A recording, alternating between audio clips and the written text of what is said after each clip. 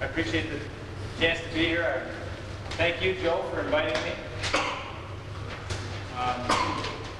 Are all you guys from Minnesota, or there's some Wisconsin coaches? Right. I just drove down from Wisconsin this morning. I want to do more than just show wrestling moves. I want to talk a little bit about us as coaches, since now I'm working as a coach. I think we have a big responsibility. Not just teach wrestling moves, but you hear the old saying, sports builds character. I don't really believe that's true. I like the emphasis though. I think people build character. People build character in other people's lives. Ultimately, God builds character in us. But as coaches, we have a responsibility to pass on good character to our wrestlers. And as I'm teaching, I'm supposed to teach things on our feet, takedowns. I want to share with you some of the things that coaches in my past helped me learn. Not just wrestling moves. Sometimes they use wrestling moves to do it. But just the way they went about handling other people. Great lessons. And so if I get off and sound like I'm really preaching to you guys, I don't mean to do it that way. My brother's a preacher, I'm not. But there's just some things that our sport's hurt nationally on the college level. And sometimes because the nature of our sport, we're not such good politicians. I like that about wrestling. But sometimes we shoot ourselves in the foot. So that's why I like to emphasize it. We have a responsibility to build character into the rest of the lives of the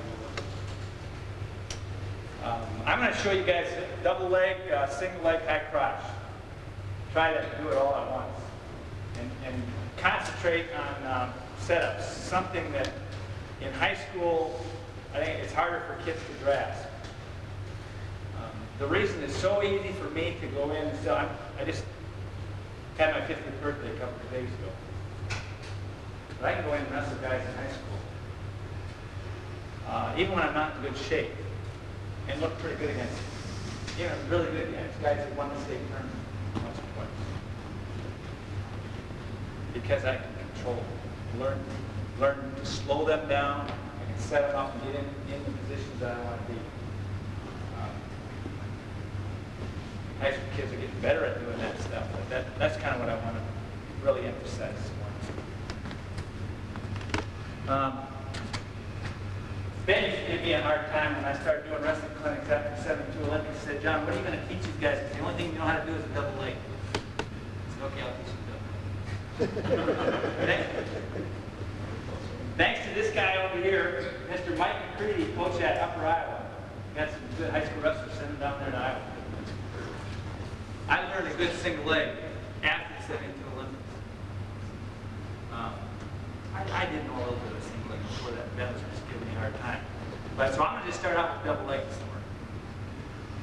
And form I like been teaching, and I used, and guys on our national level still using it.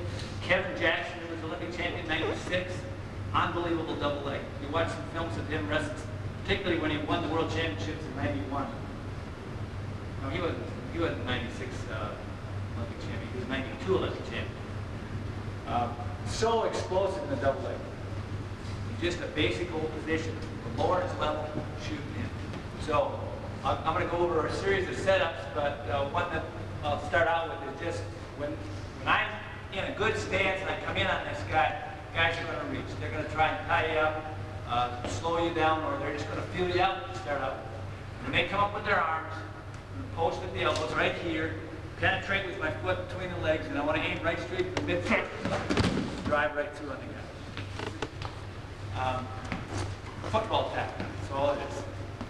Got football players on your team, just tell them to tackle that. It's here, posted, lowering my level, head up, driving through, hands at the knees, or lower, right in there, and driving right through on the guy.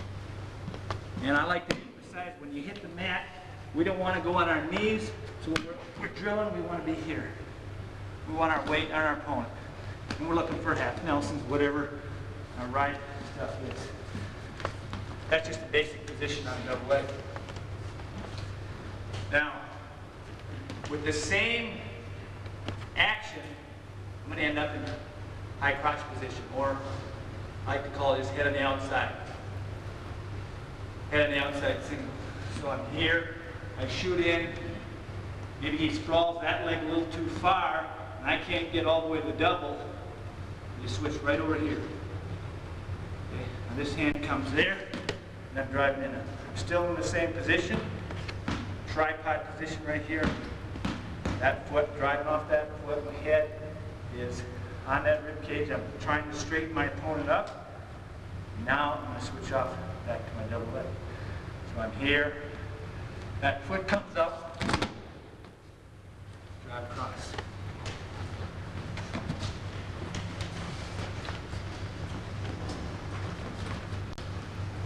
There. He shot that foot back. And up here.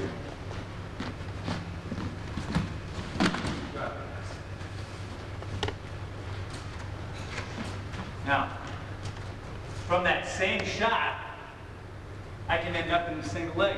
I'm here. He may pull that leg back. As he does, I keep my head right here. He's pulling that leg back, and I let his motion pull me down into good position. Wrestling is all about position. Keeping the head right, keeping the hips low. So as I'm here, and he sprawls with that leg, I'm just going to go right in with it. Okay? Because I'm keeping my head up, if I'm down like this, he's going to beat me with all the counters. Because I'm keeping my head in that position, right here, come up with that trail leg, boom, single leg. That's where Mike McCready helped me so much. I remember arguing with him. You know, I was silver medalist in the Olympics. He was only 3 or 4 time national champion. Because I hadn't won a national tournament at all. Did for the Indiana guys. But I came on our athletes and action team, and Mike was our head coach. And I asked him if this was true this morning, so I'll tell you. When he was at Upper Iowa, Coach Chuck Patton was his coach. And he'd be teaching all kinds of stuff. And not just singles, but a lot of different moves to the littler guys in the room. And he'd say, Mike, this isn't for you. You go over the corner and work on your single leg. And Mike was an unbelievably good single leg man, heavyweight.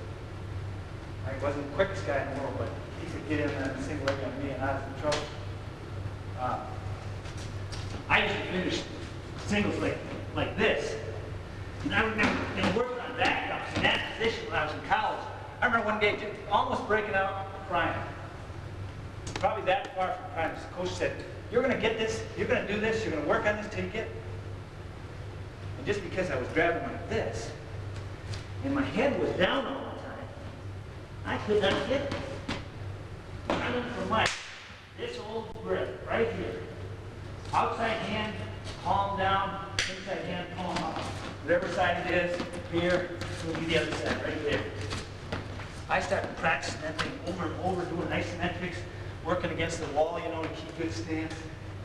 Right here. Get your guys, this is so elementary, fundamental thing.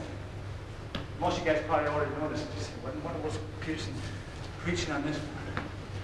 Because I teach at camp in the summertime, and kids come in, and they don't know how to put their hands, or they haven't drilled it over and over. I have our guys just do this sometimes right here. Bam. Working on their setups. And just this hand, this side, this side. Inside step, outside step. There. Get them, get that position so that they, here's the, now kids want to know reasons. Here's the reason why. I put the outside hand on top, inside hand on the bottom, hide it behind his knee. He puts his weight down on that. He just makes it stronger. I don't have to use a lot of strength to hold it here. It's his position. Now I want my head right there on his rib cage, straighten him up. What's he trying to do? He's trying to force me down. You ain't doing that? Right there. He wants my head down. I want it here. We'll get down. Get that in that good position. So I've shown you 3 different moves, same steps. Now some guys say, well, you step on the inside foot, and I always learn step the outside foot on a single. I think this is a good basic principle to try and help guys remember. If my opponent is pressing into me, and I'm still keeping good position on him, particularly, especially if I'm a quick wrestler, it's easy just to step with that outside foot right here. We've got a clear arm somehow. Going to that side, take this hand down right there. Okay, he's coming in, pressing in on me. But if I'm the aggressor, and I've got to go after this guy, and he's a little tentative, then I want to be pressing with that inside, so it's here. That was my single leg pick. Here, you penetrating all the way, here's my single leg. Okay? He's coming into me, then I can go outside for it. Right there. Or if you're in tight tie up in here, and I'm controlling the guy, boom, and you're as quick as Chris Campbell was one of the guys I had to wrestle against. Quick as a cat. And he could do that outside step. We've got some high school kids. I'm an assistant coach up there. Little town Ben and I grew up in. One of the kids just a natural athlete. And so I teach him that outside step. But I also want him working on the inside step for guys who are running away from him. So when you step the inside step, you can't get in that same kind of trouble. Drive into, boom, here. Up to that outside, there's some legs. So, quick review. Shoot my double. Here, right. He reacts. You gotta have those just right, and they're not always going to be there. Especially in today's good defensive wrestling. Not near as easy to get when I was in high school. So as I shoot for that double, and he sprawls this leg right there, I can just come right back to the other side. He's still keeping the head position. Now if I'm in tight, I can go head on the outside. I've got that tripod position right here. If I have to take another step, I probably end up right up here with my single leg inside. So I've got 3 moves, 3 basic moves. Double, single, high crotch right on the outside, single, all off in one attack.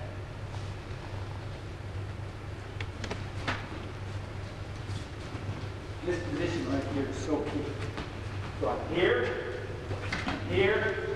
or here, there. See, my head is all in the same spot. Here, up to the single, here, head on the outside, up to the double, or here, straight up.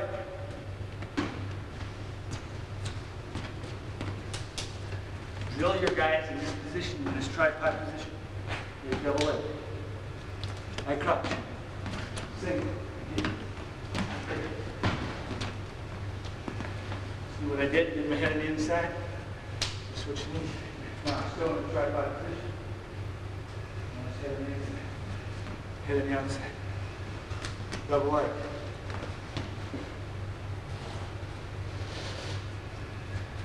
Any questions about that stuff? Yeah. Shoot this way. What do you do with it when you do that? You popped underneath. Well, so I shot a double leg here. Or a single, a high crotch situation. When you pop the shoulder, one kid that I have do this, right there, he's having a hard time what to do with that, and he likes to pop it. Yeah, okay, as soon as I pop that, I've got to come right down. What he, Oh, no, this would be, you're talking about single leg, right, not head on the outside single leg. You want head on the inside single, okay. So, if I'm on this side, I'm going for that single right here, I want to come right down. he's having a hard time getting people catching him, and, knowing that you're looking to throw him, because he keeps his arm out, tell him to pop it, but his arms stay, what do you do with it after you? I think a lot of guys do this on this elbow post. I think in my early years of doing clinics, before I was really coaching that much, I emphasized this way too much coming up. And there's a little Korean guy who'd come in after I do my session. He said, "You don't have to do any of that type of stuff. Just squat underneath and get in." Well, he sat around eating his rice like this all the time. He could do that. But I had to clear those arms. But on that elbow post, I want to be sneaking underneath, and I want to be popping up and then bringing the arms right down. And a lot of kids, when I teach that elbow post at camp and something, they'll even go like that. They'll come up with their head. They don't want to be doing that. I want to be lowering my level as I'm posting to get underneath and see it. So I never get my arms out of it. I don't want to be coming way up here. Sometimes when I would demonstrate, you clear, that's a great way to clear that arm right here. If I'm just really going for single leg, I know that this guy's vulnerable on that side. I come right here and take that arm across. Don't want to let it hang up there. Right here, back in good position. I used to have coaches say, well, they tie rubber bands on the guy's arms to keep their elbows in. But that whole idea of keeping the guys in here, so. It's a quick little one. Any other questions?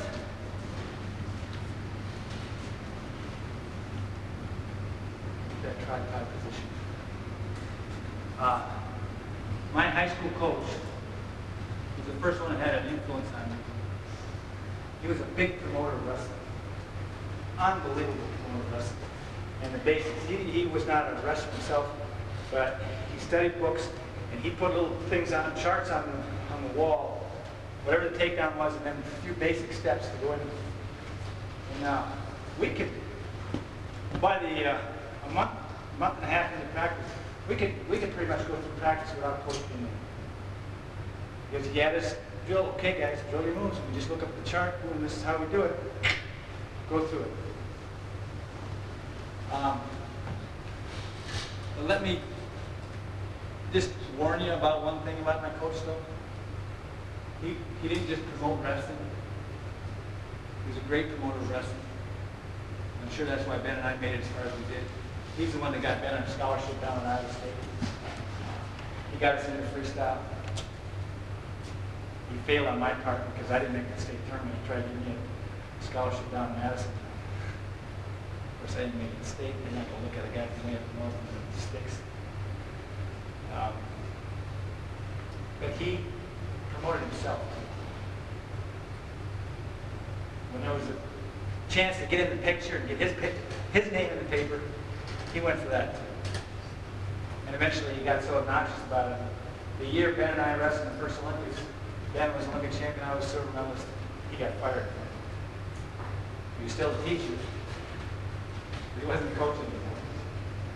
Part of it was because he just got too zealous about the sport of wrestling, but there was a little bit too much me in it. And so guys, that's natural for us as coaches. We want to take the credit ourselves. I fight with it all the time. The whole pride our team is doing. And that'll rub off. Kids will see it. Man, they'll react against it. So I really appreciate my high school coach. Him getting me in there. I've never been on the level I did. But it's a little thing that I try to help coaches see, hey, give your guys the credit. Yeah, you'll get plenty of credit. It'll come naturally. You don't have to seek it out. He taught me the basics. Back to the double legs, setups, and high crotch. Okay, I said elbow posts, just a natural one. And you can get those elbow posts when a guy's tying up with the tight in here. Ben would love to tie me up because I was quicker than he was. So he had to slow me down, so he'd come in here. Because you never want to go to a tight tie there, you want to be head to head here. So when the guy comes there, as he's coming in, it's a good time to hit him. He's looking to settle in, feel you out a little bit. Come on, right, boom, right there. Chance to hit it. Or when we break from that tie, we're in here, like that. Just a little tap of the head, and then you go. Or like this, and I'm breaking from the tie from here. Boom, there's my elbow. We double in. To a single. So you're posting on the tie and on the break. He gets into that tighter tie up right here. I want to fight for inside position, or I want to be able to control this elbow. So I want to loosen that tight tie up position. I never want to keep up in here. I want to be here. So right there, I'm just going to slide that line. Here, I want to be careful of turning my head to the side. It's there, so I'm lowering my level. And that's true of most setups. As I do it, I want to lower my level. And that's the hardest thing to keep kids getting in that low position. So we got to do things against the wall. How many guys do this? Don't cheat. Don't let them be out here like that. You don't stand in your wrestling stance like that.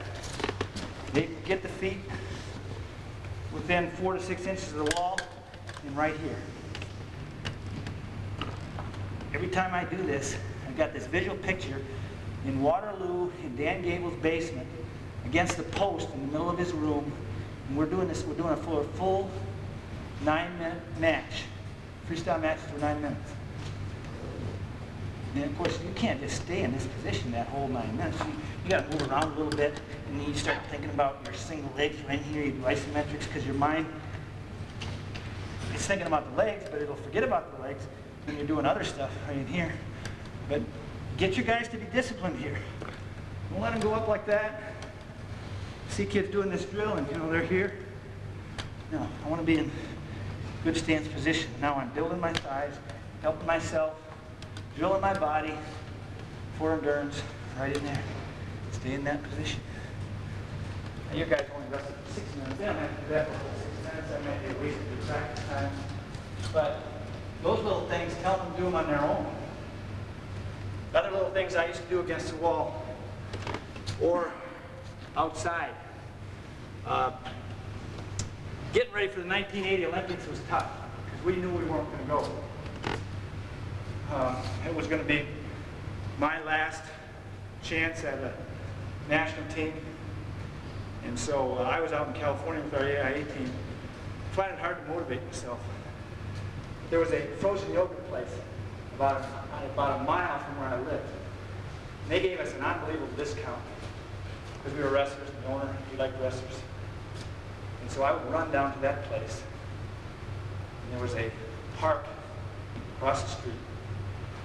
And I'd do a few sprints out there, and then I'd find a tree and just drill against the tree, right in here. Working on my head position. Stepping in, stepping out, right there. Lowering my level, driving the hips in. You can do this in the wrestling room, especially with a padded wall like this, and get the guys to really push their hips in. Boom, right there. So you're teaching them to lower their level, explode it, right there. And then back out. I can do, Matt Demery, he's the Minnesota, Wisconsin kid. Great with a single leg, right here.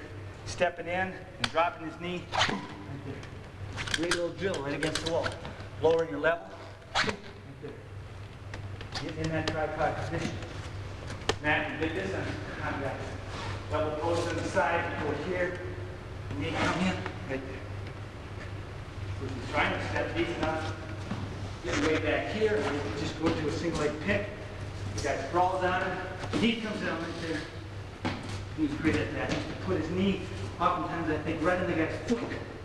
I missed it too old. Go right there. So little drills, help them keep that good position. You gotta constantly keep on, keep the head up. So, where was I? On this side, right? Right here. So I'm here, I don't want to drop my head as I take him to the side, allow him to snap me down there.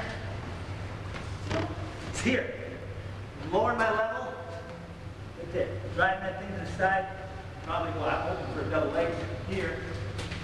Same goes well. Okay, the other one is probably the best. Is to control the guy here. He comes in, inside tie right there, and now I'm in control. Now I'm pushing him back. Next. I want to do the same thing next. If he's pushing in on me, how much snap it down? I want to work his head. I feel like a brand. And there's a lot more of that going on the college level now. You know, that's been for a long time. His head, right? Working his head, not just his neck. So when he tries to come in there on me, that's the position I'm in. Just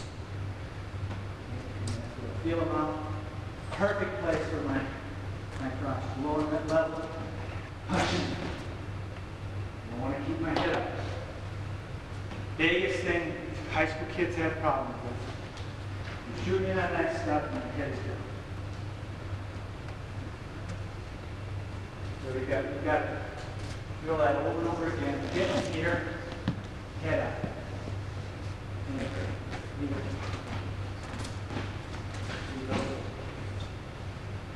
Okay. Guys don't reach on you all the time. So far what I've talked about is when guys reach. Pretty tough to get an elbow post. They're not coming up here.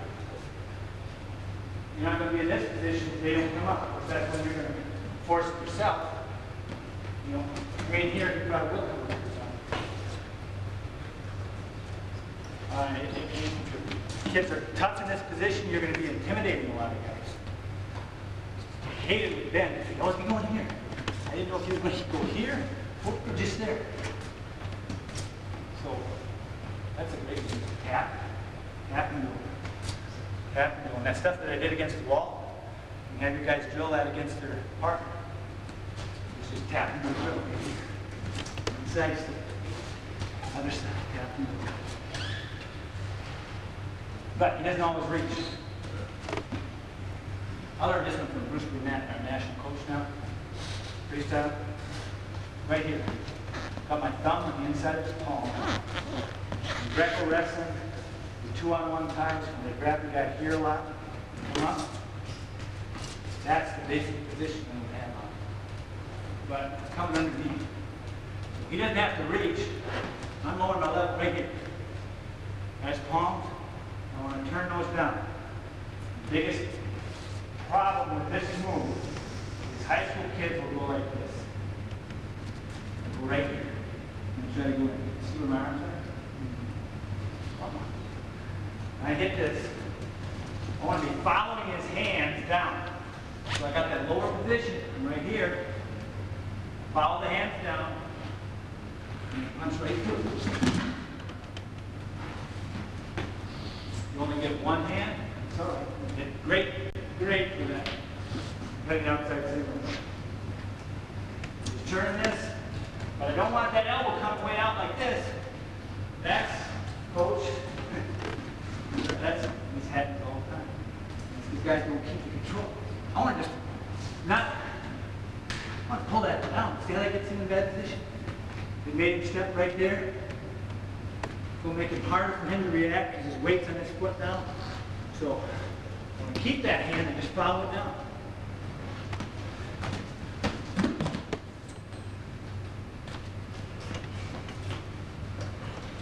This arm drag is still there too. Here, there. Drag that arm. I got to brag on Wisconsin a little bit.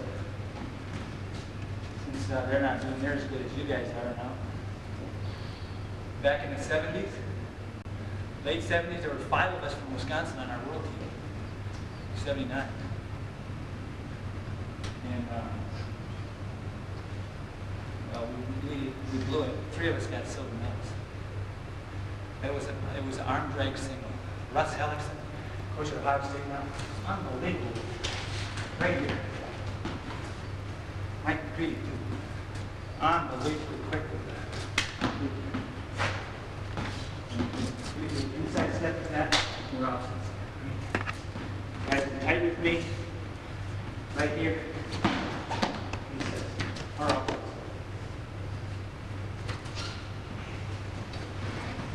Down here, I've got to control his arm. I've got to get the arms out of the way if I'm penetrating that. Can't get hand control, that's when you want to start on the head. When guys are lower than you got to tap them. Snap out. Go around behind. Snaps down, he gets in on you, here. Step, go around behind. This hand here is going to block. So right there, block that hand, I'm right behind, spiral right.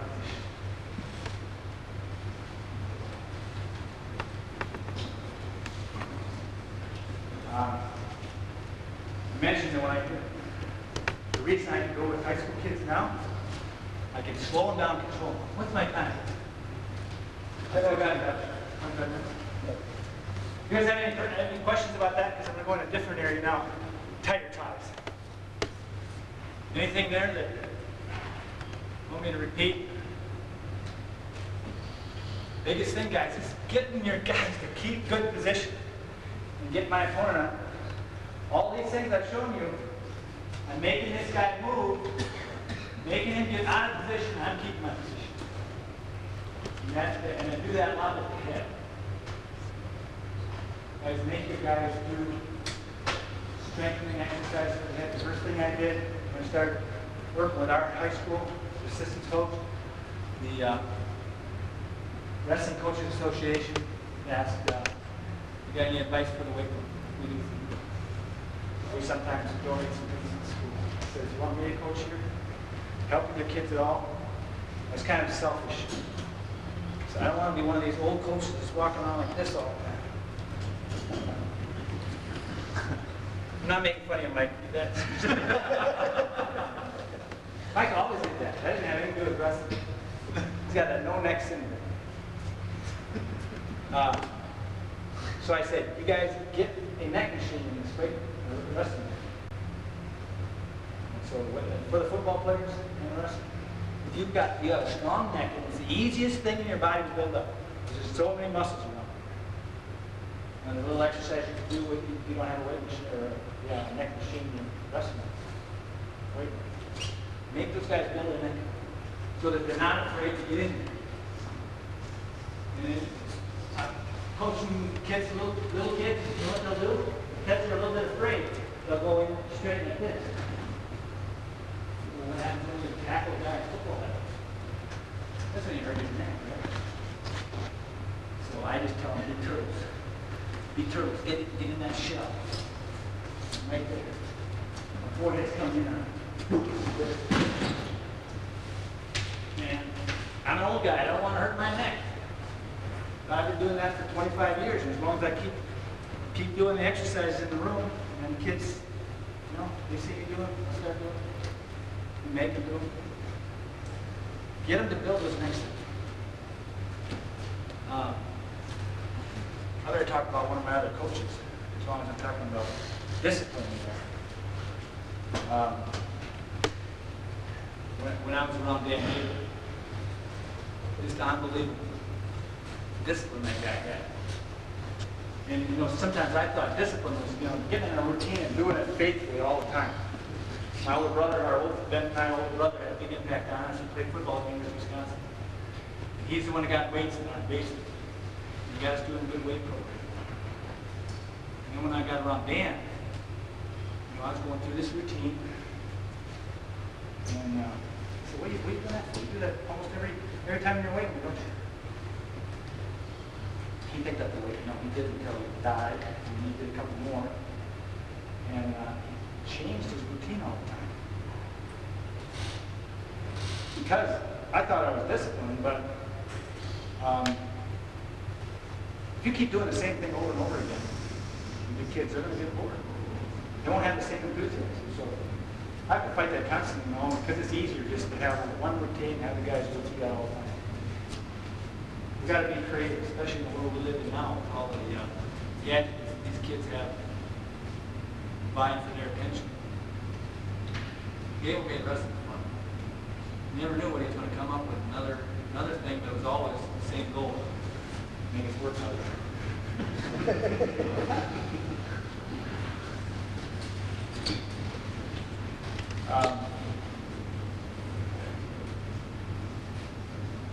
While I'm talking about that, Jay Robinson, coach here, had something he taught me.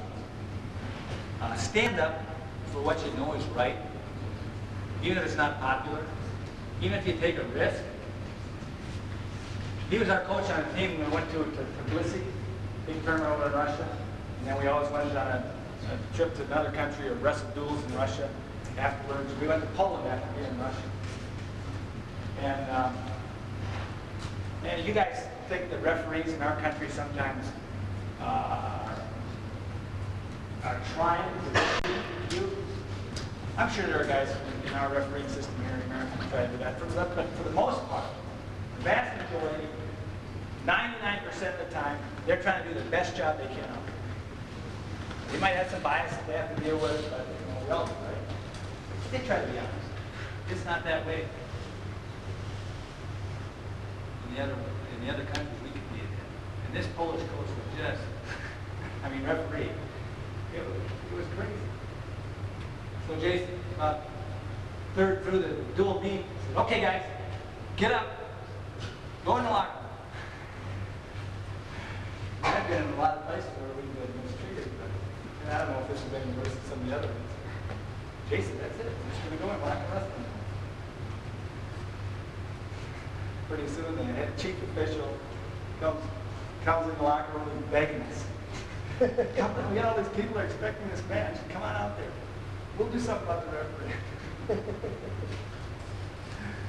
So after about 10 minutes or so, Jay cooled down a little bit. We went back out and wrestled the match. The referee was much better, much better. Jay was standing up for justice. On that same trip, as we crossed the border from Russia into Poland, there were some other things that happened on that trip. Ben and I used to bring Bibles over there, and this time we got in trouble for it. But that's a long story. I won't tell you that whole thing. But Jay, he fought in Vietnam. He was not a real fan of combat.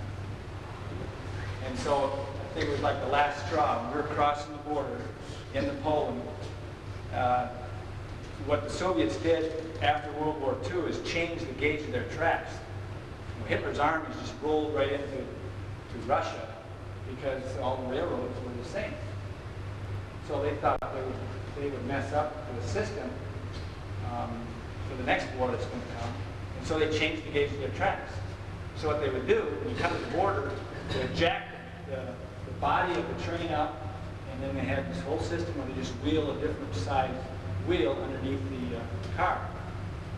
And that took about 2 hours or something like that. But that was no big deal for them because it took them at least 2 hours just to check passports and all and make sure you weren't trying to sneak somebody out of the country. Well, I couldn't resist.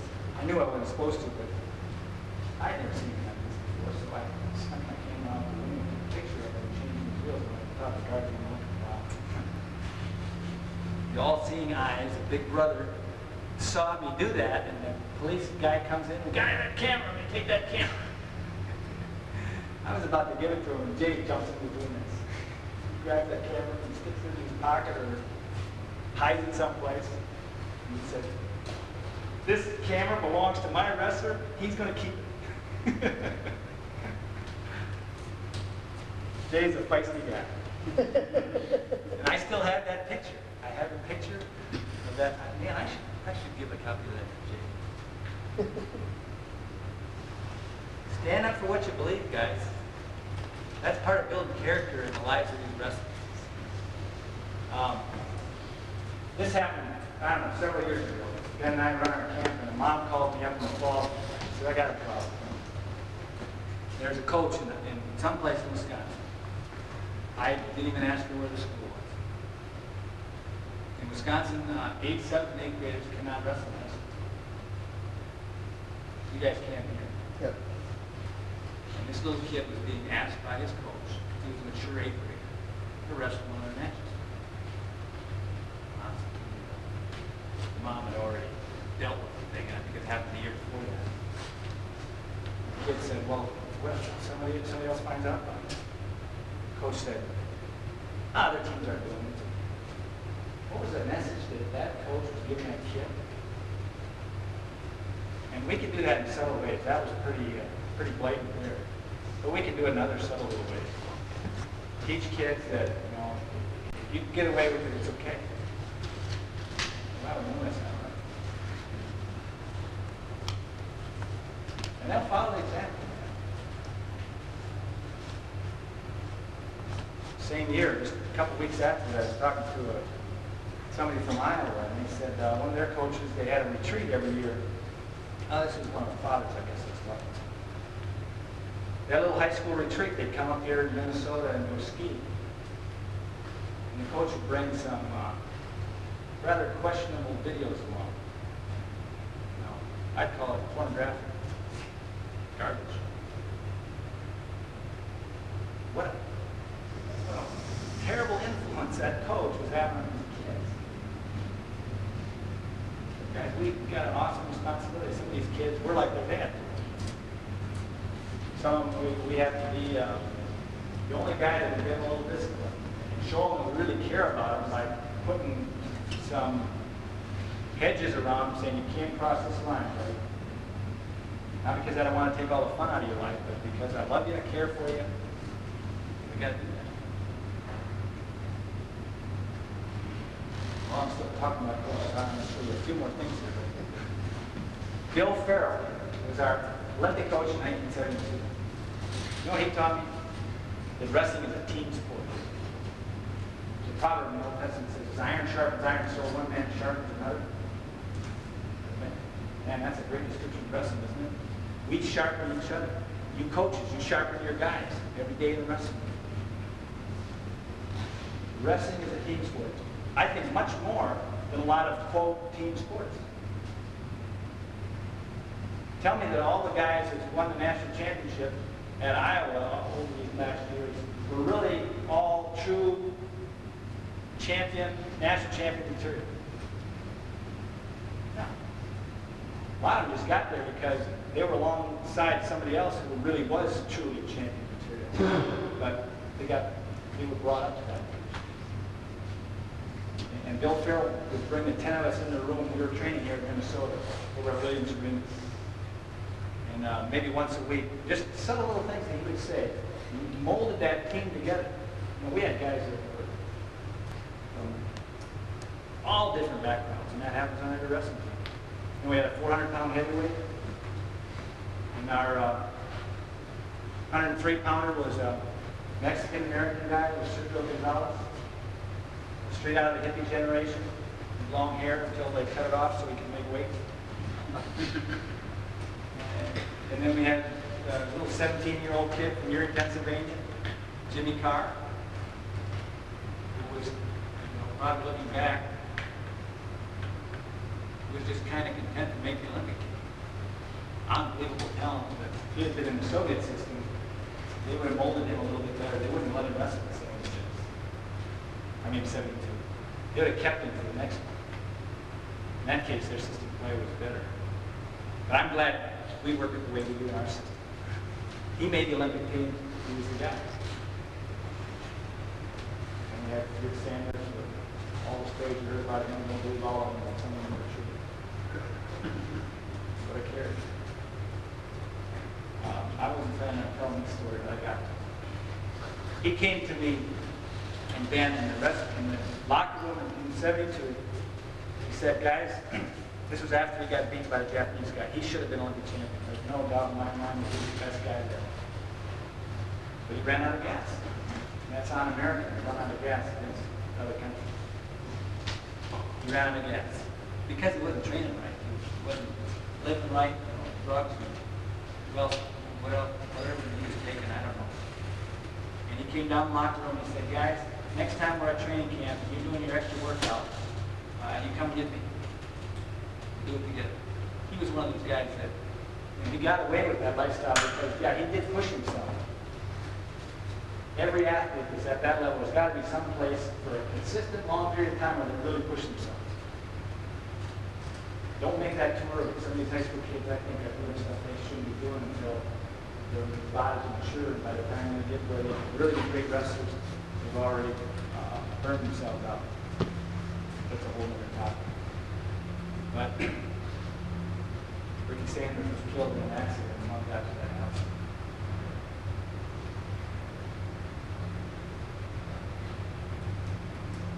I'd like to think I'm going to see Ricky again, talk to him about the Lord.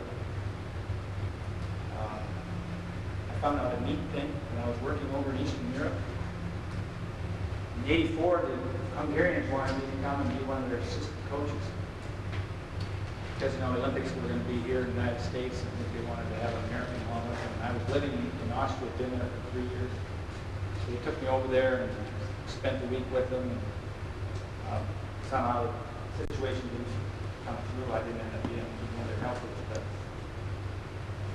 the national coach was the guy that Ricky Sanders wrestled the same 2 Olympics. And I was going to give him a Bible. And he said, I already have one of those. I said, where'd you get that?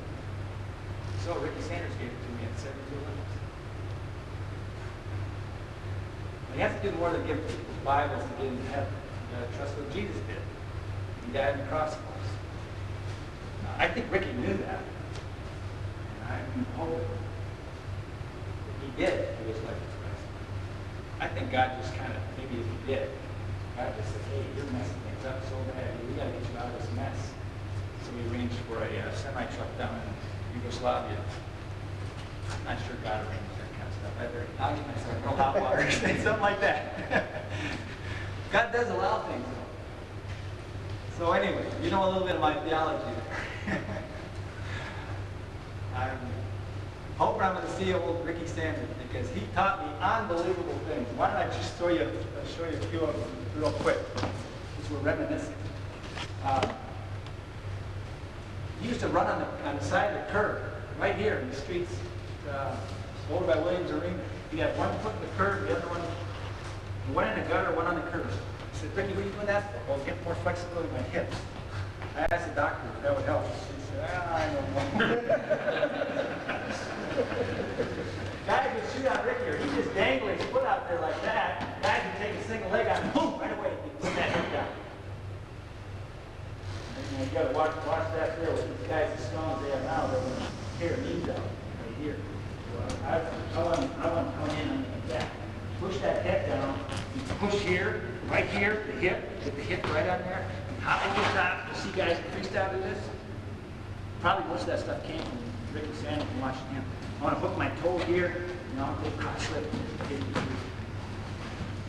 I probably owe being Olympic champion to Ricky Sanders. I beat the guy in the Russian in '76 with this move right here. Push the head down, push the head down. Now the head's on the outside. You want it on the outside, right here, boom, pop the hips in, push that head down. You got to get this guy out of position. We talked about that on takedown. If you keep good position, the guys can't do this kind of stuff. So I push that head down, knee into him right here. There's my crotch lift. Right here. I'll leave that stuff in your fingers. Just a goofball, hanging that leg up there. That was makes that Hungarian guy.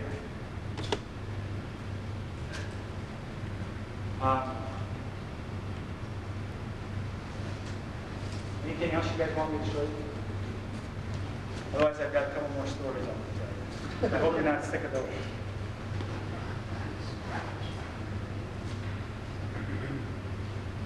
My college coach knew nothing about wrestling. He was a football coach. He taught me to work hard. Some of you guys may not have, you may lack confidence in wrestling.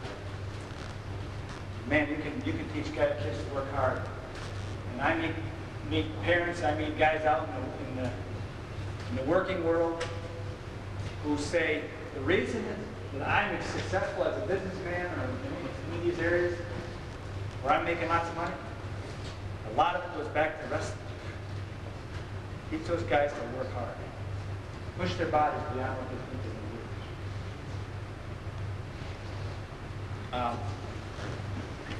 do. Some of you guys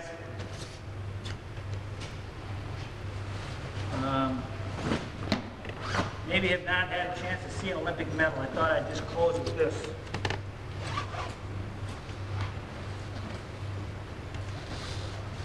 You guys were expecting more wrestling technique. I'm sorry I didn't give you the full hour on that. Got wound up.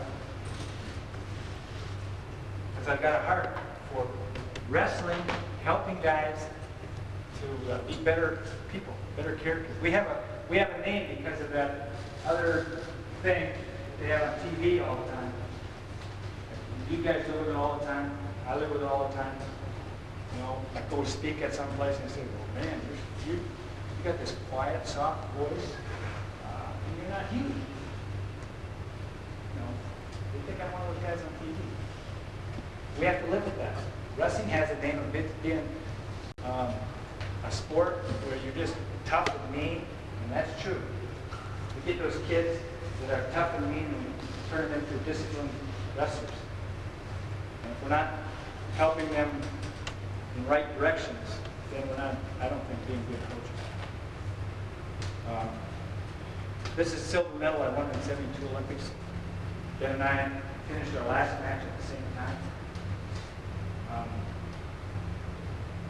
Guys, my two older brothers started this in wrestling. Phil plays basketball, and then the wrestling coach, who was the football coach, said, hey, if you keep playing basketball, you're not going to get a football scholarship because you'll never get any recognition down in Madison. Come out for wrestling, make it to the state tournament. The football coach will see you down in Madison and you'll get a football scholarship. It worked. Phil made it to the state as a senior. He was the sixth man on the basketball team as a junior. Quit basketball a couple weeks into the season. He made it to Madison. And it was one of those great stories. But he and my other brother, Tom, who was one of the started wrestling, fought like cats and dogs. I didn't see him in the practice room, but I heard stories about it. And they were pretty stories, some of them. Brothers can be like that. Guys, as coaches, the coach that they had was a terrible disciplinarian. And he should have put a stop to that. That's part of the blame is on my parents, too. But guys, work to mold brothers into great workout partners. Our coach used to try and fight to get us apart. Sometimes he'd say, okay, guys, you can't wrestle together tonight. You better not. Because he wanted some of the other guys in the room to be working, learning things from us. But work with those brother combinations, nothing better. I like this one actually better than my gold in some ways because of what happened. We both won our last match at the same time. I had to beat the guy from East Germany to get this. Ben had to pin the Bulgarian because he had tied with the Soviet. So I was thinking halfway through my match, how Ben's doing, he did not get pin. So the referee was raising my hand. The first thing I did, I looked over to see how Ben was doing. As I looked, he had that Bulgarian on his back, and I walked off and won by the fall. He needed to be 100%. So work to get those brothers to work together. Iron sharpening iron. I like the color of this one better. And when Ted Chiavelli moved up to my weight class in '76 and beat Ben, I was disappointed. You know, I was hoping both of us would get gold medals that time. Dad came over to me after it and said, John, if only one of you guys could win, I'm sure glad it was you. Because I didn't want you guys bragging about who was the best between the two of you.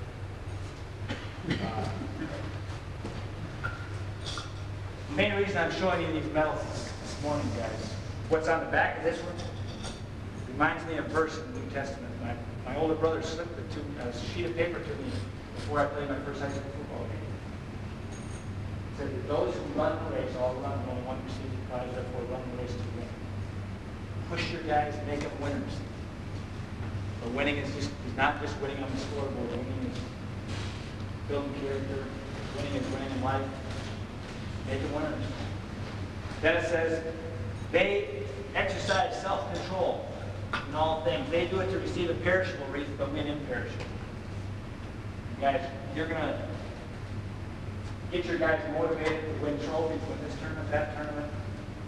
But they can't take that stuff with them. Don't forget that. They'll get put up in an attic. Character you're building their lives, that's going to count forever. So thanks for the chance to share these things with you.